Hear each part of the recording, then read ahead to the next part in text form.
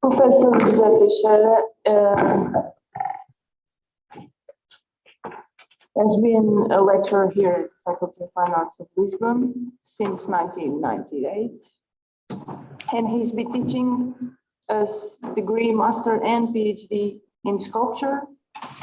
Besides teaching, he has an artistic activity and works, he gives conference and writes papers in international scientific and national scientific papers.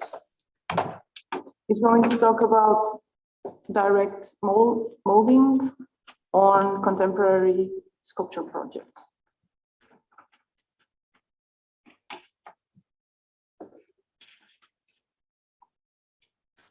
Bom dia a todos. Um reconhecimento pela ideia e pelo esforço que tiveram em organizar este congresso. Mas parabéns. Good morning. Forgive me for the lack of courtesy, but it wasn't until Friday that I realized that lectures were given in English. So I'm talking in Portuguese. Eu tinha preparado tinha preparado este texto na sequência da exposição de Esculturas Infinitas, para a qual, portanto, me tinha ocorrido falar de um trabalho que eu desenvolvi entre 2016 e 2018 para o Museu Militar na sequência da Primeira Grande Guerra. Quando comecei a escrever, dei-me conta que isto tinha aqui conferência, tinha aqui palestra para mais de 1 hora, de modo que eu vou ser mais sucinto e irei falar apenas de algumas partes que considero que são essenciais e o resto ficará depois para a leitura mais cuidada quando isto for publicado. Pois bem, quando se fala em moldagem direta, o que nos vem logo imediatamente à mente, portanto, são as máscaras funerárias que foram feitas por alguns escultores, nomeadamente aqui, por exemplo, temos estas imagens que são do Soares do Reis, escultor Soares do Reis, e que foram tiradas pelo escultor António Teixeira Lopes, pelo filho, não é? E pelo pai,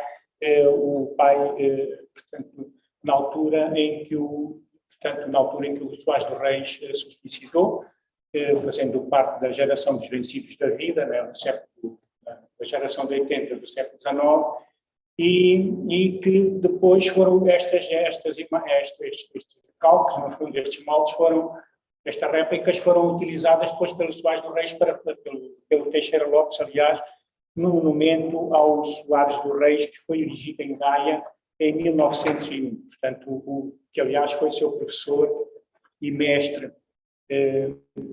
Ora bem, acho que é assim. Ora bem, quando se fala em moldagem direta, convém dizer que, embora o processo seja bastante conhecido e até utilizado, portanto, pelos escultores, na verdade é que há um certo preconceito na utilização da moldagem direta ao longo do tempo, nomeadamente durante o século XIX, e só a partir do século XX, portanto, a partir da modernidade, é que começa a ser assumido, portanto, como um processo sem esse estigma, portanto, que tinha associado, portanto, inicialmente. Aliás, esta imagem aqui do Eduardo Dantin mostra precisamente esse procedimento, neste caso, no ateliê do escultor, portanto, é uma pintura ao óleo, portanto, e que mostra precisamente esse procedimento da moldagem direta. No entanto, e para ilustrar precisamente esse anátema que existe sobre a utilização da moldagem direta da escultura, há este célebre caso desta escultura do Rodin, que foi feita na altura em que ele estava a desenvolver um projeto na Bélgica, em Bruxelas, portanto, a convite do Carré Deleuze, que depois desistiu do projeto, E, na verdade, portanto, o Rodin desenvolve este trabalho entre 1875 e 1877 e ele é exposto, portanto, pela primeira vez em gesso em Bruxelas, portanto, em 87, portanto, foi em 1988, 1887, foi exposto pela primeira vez no Cercle Artistique de Bruxelas. E eu vou ler agora aqui uma passagem do que se passou a seguir na sequência desta primeira exibição da obra. Uma citação do Jaime Brasil, de 1944. Os aplausos que provocou animaram o artista a enviar este trabalho ao Salão da Société des Artistes Français, em Paris, no mesmo ano em que foi exposto na Bélgica. Mal foi visto pelo júri de admissão, começaram as discussões, as polémicas. Tinha chegado a Paris o eco dos rumores que corriam em Bruxelas. Obra tão perfeita não poderia, de modo algum, ser executada por um escultor que ninguém conhecia, pensavam os membros do júri de admissão. Aceitaram assim, mas não deram qualquer recompensa, parecendo acreditar no boato que circulava em Bruxelas. O boato era que ter o escultor apenas reproduzido os moldes tirados sobre o modelo vivo do modelo da estátua. Assim, não havia nenhum mérito em dar aquela perfeição anatómica. Tratava-se de uma cópia, de uma moldagem, simples trabalho de artífice. O trabalho não era de Rodin. O processo não era novo e muitos cher-maîtres do Instituto o usavam tirando moldes de engesso de pernas, mãos, seios, que depois passavam às maquetes das suas estátuas.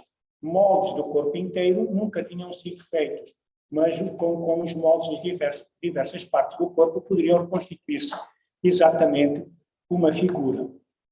Portanto, o que se depreende daqui é que, de facto, pesava sobre a moldagem direta um certo estigma. O escultor, que era escultor, à boa maneira do procedimento clássico, utilizava a representação, a modelação e, portanto, a partir do modelo vivo. No entanto, se isto se passava no século XIX, verificamos que no século XX, portanto, no século XXI, aliás,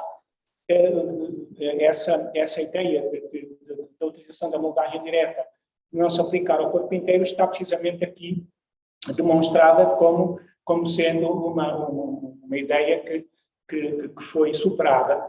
E neste exemplo nós temos, destas imagens, temos aqui a modelação, a moldagem, aliás, feita do corpo inteiro do ativista e artista chinês, portanto, Ai Weiwei. Isto esteve exposto na Curvaria Nacional, não sei se ainda está, portanto, mandou fazer a moldagem direta do seu corpo em silicone, na sequência de um projeto que ele desenvolveu, portanto, no Brasil, para esta árvore que vem aqui apresentada, com 32 metros de altura, foi feita em Trancoso, portanto, com uma equipa bastante numerosa, portanto, de técnicos brasileiros e chineses, que moldaram esta em resina de poliéster e silicone, portanto, uma árvore viva, e que está agora exposta em Serralves, portanto, há uma exposição do Ai Weiwei, portanto, no interior do museu e também no parque, portanto, onde se encontra, portanto, de onde foram retiradas estas imagens. Portanto, a exceção confirma a regra no caso da utilização da moldagem direta em termos oitocentistas. Para passando ao modernismo, de facto, aquele problema que pendia sobre a utilização da moldagem direta é precisamente aqui assumido pelo Marcel Duchamp nesta obra, que é feita a partir da moldagem direta de um genital feminino e que, aliás, o Duchamp desenvolve na sequência de uma grande instalação que ele estava a preparar para o Museu de Filadélfia, que era uma instalação, portanto, voyeurista, em que se vislumbrava, portanto, através da porta de um celeiro, uma mulher nua deitada em cima de uma cama de gravetos. Portanto, toda a gente conhece certamente a obra, que a instalação é Tandonnet.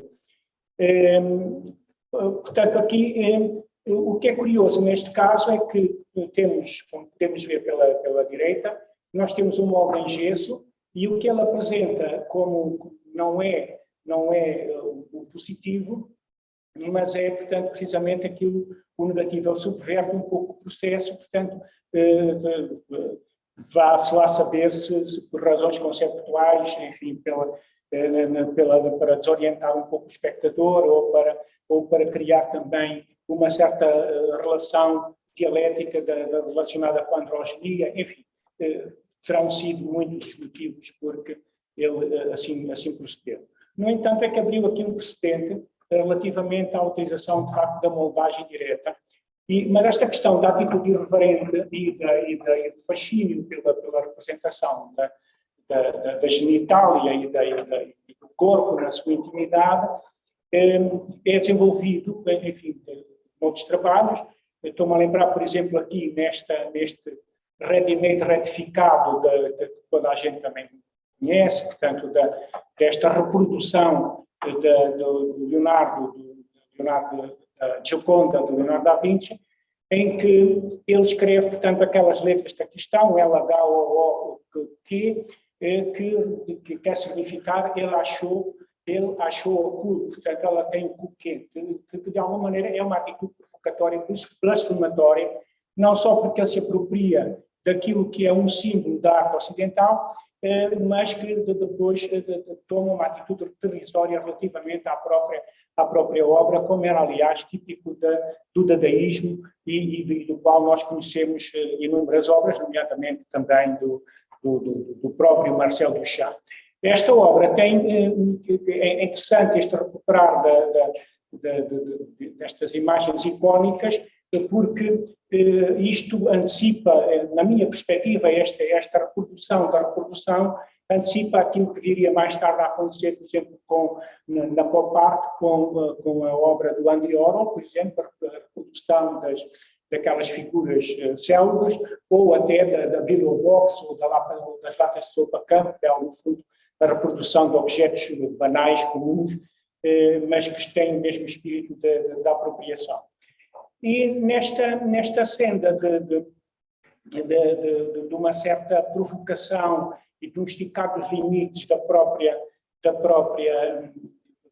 imagem do corpo, apresenta aqui também uma imagem do Jeff Koons, feita uma série que foi encomendada para um museu, portanto, que ele chamou Made in Heaven, e em que ele se autorrepresenta mais a sua mulher na altura, que era uma atriz porno, a Cicciolina, que devem certamente lembrar-se, foi também candidata a deputada, portanto, no Parlamento italiano, da qual existem inúmeras obras que são suficientemente conhecidas também.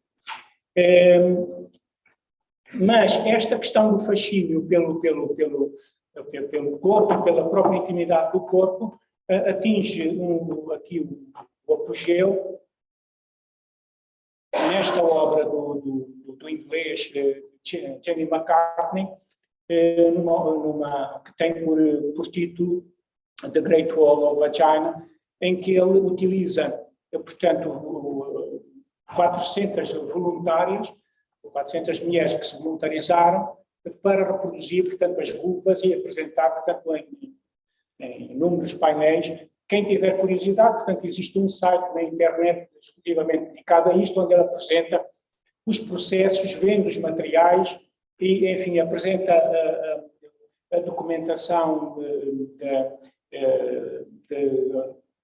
da imprensa, enfim, é um trabalho bastante documentado e, inclusivamente, vende depois também o livro e reproduções para quem quiser, a souvenirs, não é? Ora bem, seguidamente, portanto, eu aqui neste ponto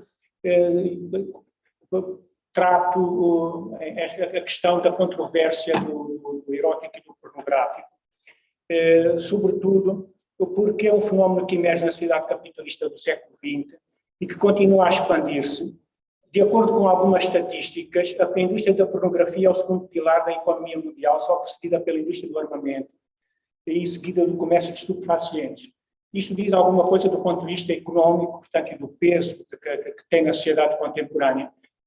Obviamente não se trata aqui de fazer a apologia ou a denegação destas questões, não é? Mas tão só de refletir acerca delas.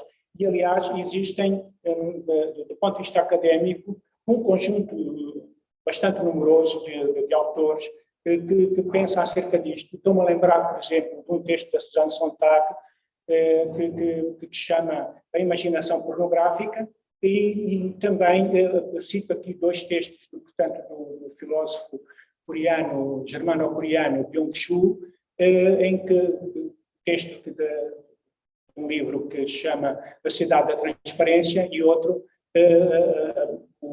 a Psicopolítica, em que ele fala precisamente sobre essas questões do pornográfico versus do erótico.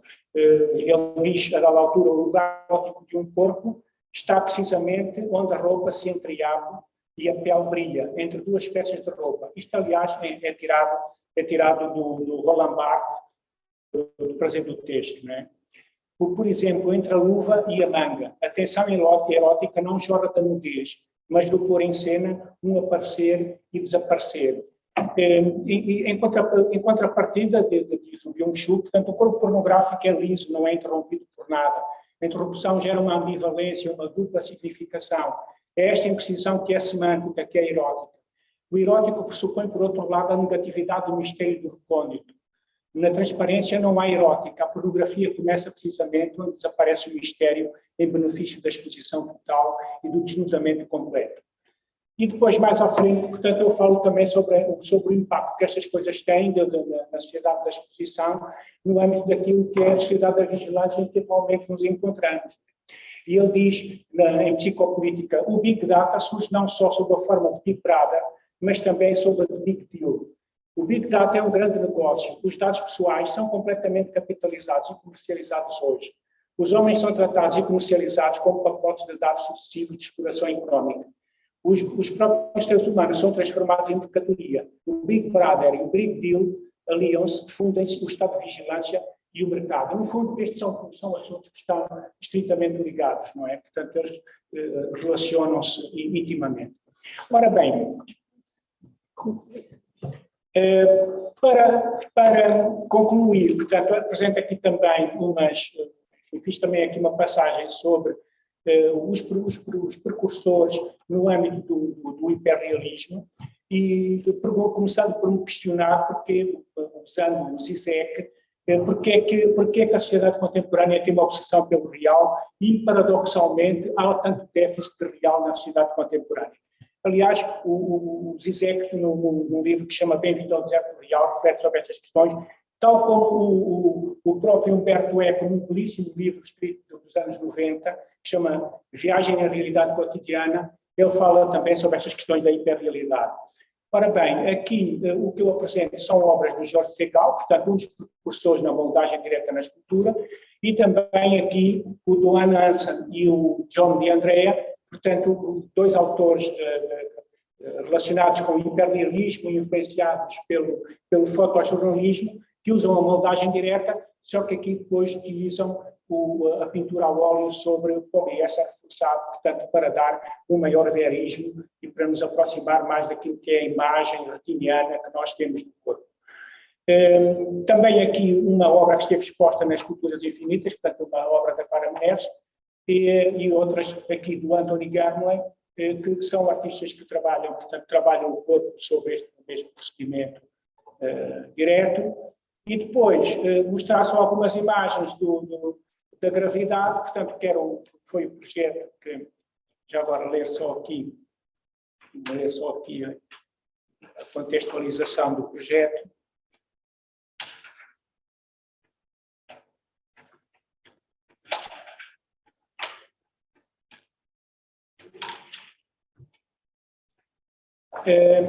Este projeto, portanto, a gravidade, com tudo o que tem de ambíguo, consta de uma instalação escultórica que contou com a participação de 77 pessoas, homens, mulheres e crianças, entre os 10 e 80 anos. O projeto, iniciado em abril de 2016, partiu da ideia de representar 1/100 das vítimas portuguesas da Grande Guerra. A evocação dos que morreram há 100 anos serviu para lembrar no presente os milhares de migrantes, os refugiados oriundos das zonas de conflito bélico, as crianças soldados recrutados por grupos extremistas e, simultaneamente, para celebrar a vida simbolicamente representada, nos 77 representantes que colaboraram na elaboração deste trabalho. Portanto, aqui isto são imagens da timeline do processo da moldagem direta dos modelos, e o cimento, uma imagem de ateliê, também outra. Aqui a imagem da instalação no Museu Militar, a instalação no Museu Militar. Portanto, isto aqui já estão em cimento,